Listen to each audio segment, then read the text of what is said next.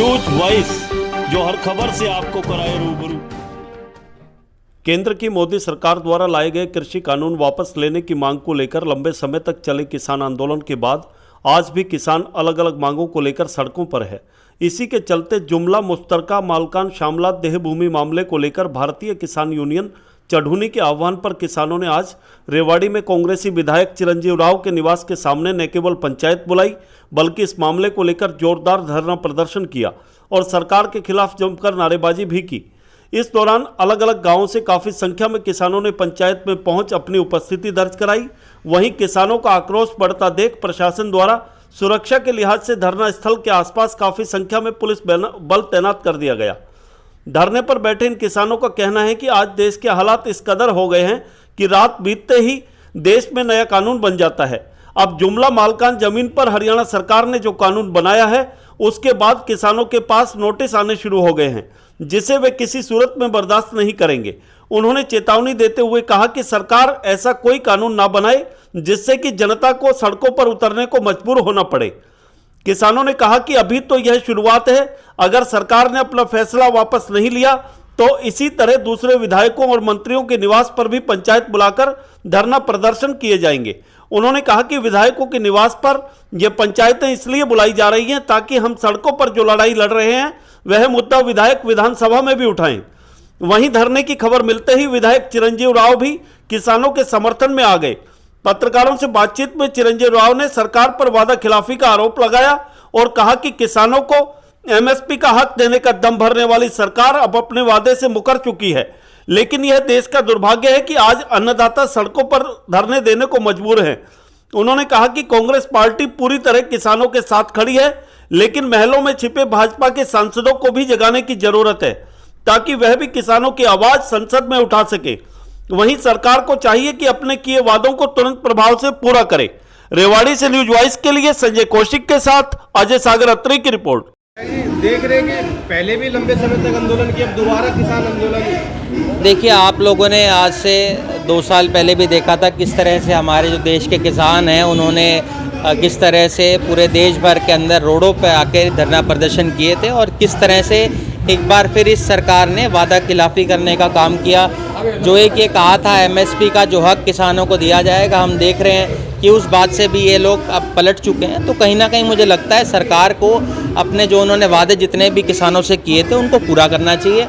और मुझे लगता है कहीं ना कहीं ये बड़े ही दुर्भाग्य की बात है कि देश का हमारा जो अन्नदाता है उसको इस तरह से सड़कों पे बैठ के धरने करने पड़ रहे हैं। आज से पहले हमने कभी ऐसी दृश्य नहीं देखा कि आज आप देखिए हमारे अन्नदाता को, जब हम सब लोगों का जिसको पेट भरता है उसको अपने हकों के लिए और अपने वाजिब हकों के लिए धरने पे बैठना पड़े, ये बड़ी दुख की बात है। कह रहे थे कि सांसद महोदय के आवाज़ पे भी धरना लगा। मैं इनको ये कह रहा था भी हमारे यहाँ तो ये धरना दे रहे हैं क्योंकि हम तो हमेशा किसानों की आवाज़ उठाते हैं, मजदूरों की आवाज़ उठाते हैं, पर मुझे लगता है कहीं ना कहीं भाजपा के जो सांसद हैं जो अपने घरों में अपने महलों में बैठे रहते हैं उनको भी जगाने की जरूरत है कि वो भी संसद के अंदर आवाज़ उठाएं, क्योंकि उनको भी चुनकर यहाँ की जनता ने भेजा है। और मुझे लगता है कहीं ना कहीं उनका भी धर्म बनता है इस बात का कि वो इनकी बातों को उठाएं, इनको प्रधानमंत्री तक इस बात को पहुंचाना चाहिए, क्योंकि वो यहाँ के जनप्रतिनिधि हैं और उनका बहुत बड़ा रोल इस बात के अंदर रहता है। बीजेपी बार बार ये कह रही है कि आय डबल कर दी किसानों की और भी जो एमएसपी है वो कुछ हद तक जो मांगे जो लागू कर दी एमएसपी की। अगर इन्होंने आय अगर दुगनी कर दी होती किसानों की तो आज मुझे लगता है कहीं ना कहीं देश भर के जो किसान हैं उनको रोडों पे नहीं आना पड़ता। मुझे लगता है कहीं ना कहीं प्रधानमंत्री मोदी जी ने तो ये भी कहा था कि भी हर व्यक्ति को पक्का घर मिल जाएगा 15 अगस्त 2022 तक। क्या उनको मिल चुका है? तो मुझे लगता है जुमले ना करते हुए उनको सच्चाई के ऊपर आना चाहिए। लोगों की है ये नंबर 1 मैन तो है जुमला मालकान। सामने देखो, जुमला मालकान जो जमीन है उसके ऊपर हमारे हरियाणा सरकार ने और जो कोर्ट के माध्यम से जो कानून काटा है उसके ऊपर हमारे कई गांवों के अंदर नोटिस आने शुरू कर दिए। उसके ऊपर हमने एक दूसरा बीमा का पैसा, तीसरा यह है कि जो रेवाड़ी जिले में बड़े बड़े खंबे गाड़ रहे वो, और चौथा नंबर हमारे खलियास की सब 7 एकड़ जमीन है उनका लगभग 81 करोड़ रुपया। इन 4-5 मुद्दों के ऊपर आज हमने ये पंचायत बुलाई है कि इस रेवाड़ी की प्रशासन को ये चेतावनी हो जाए, हरियाणा सरकार को ये पता लग जाए कि रेवाड़ी में भी किसान आंदोलन है और किसान जिंदा है। चिरंजीव विधायक के सामने धरना देना क्या उद्देश्य है? वो धरना देना ये उद्देश्य है कि हम सड़क पे लड़ेंगे, ये विधानसभा में ठाएंगे। रही बात, हमें गांव गांव प्रचार कर दिया था, आज चिरंजीव राव के देंगे, कल बनवारी लाल की कोठी के आगे बैठेंगे। अब क्या कुछ मांगे सरकार से आप? अब हमारी सरकार से ये मांगे है कि जो सुप्रीम कोर्ट ने फैसला दिया है उसको हरियाणा सरकार निरस्त कर दे, और जब किसान जो 20 साल से 60 साल से 3-3 पीढ़ियों से जमीन थी, वो जमीन उनके पास रहनी चाहिए।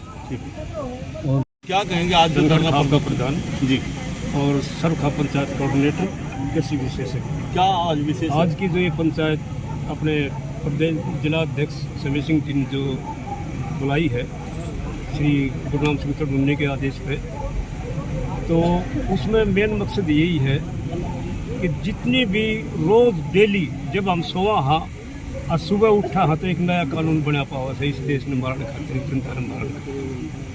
तो ये खाम खा के जो रोज़ की रोज़ डेली की डेली जो ये पब्लिक को ख़त्म करने के लिए, पब्लिक को धोखा देने के लिए, झूठ बोलने के लिए, जुमलेबाजी करके जो इनका सत्यानाश करने के लिए, इसी देश को गिरवी रखने के लिए जो कोशिश की जा रही है, ये ऐसे कानून ना बनाओ। जितने भी नीता बना लिया अपने उल्टे ले लो, बहुत बढ़िया रहो, नहीं तो इस देश में श्रीलंका से भी बुरा हाल होने वाला है। अगर सरकार नहीं मानती है, अगला कदम क्या होगा? अगले कदम तो जो कब्जे तक आंदोलन हम देखते आए उससे ही बुरा होगा।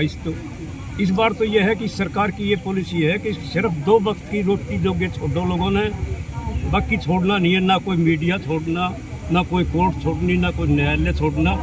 एक गोलवलकर की एक किताब थी बंच ऑफ थॉट्स, जो इनके सेकंड संस्थापक थे आरएसएस के, उसमें उन्होंने क्लियर लिखे है 1930-40 के दशक में, अगर किसानों की कृषि भूमि को बलात् अधिकृत नहीं करोगे तो उद्योगों के लिए सस्ते मजदूर लिए कहाँ से सुलभ होंगे।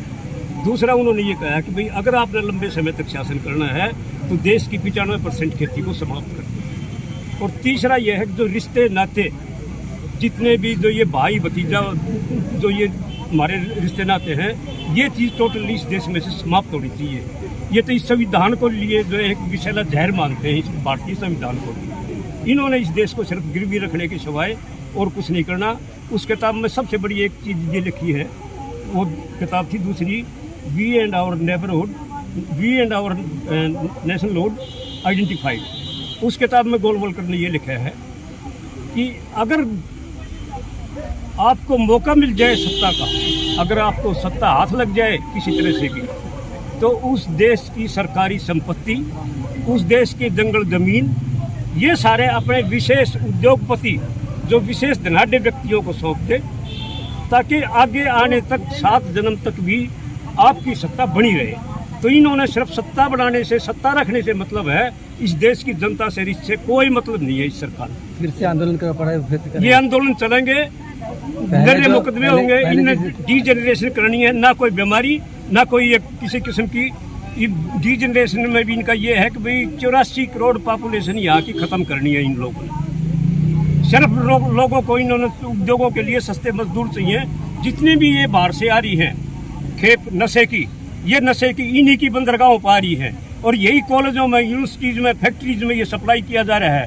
कोई कंट्रोल नहीं है उन चीज़ों पे, सबको नशे में धकेल देंगे। मजदूर हमेशा जब नशे में होगा तो ही फालतू काम करेगा। इन्होंने तो यो एक सारे का सारा जो देश जो है ना नशेबाज को बनाना है। ठीक है।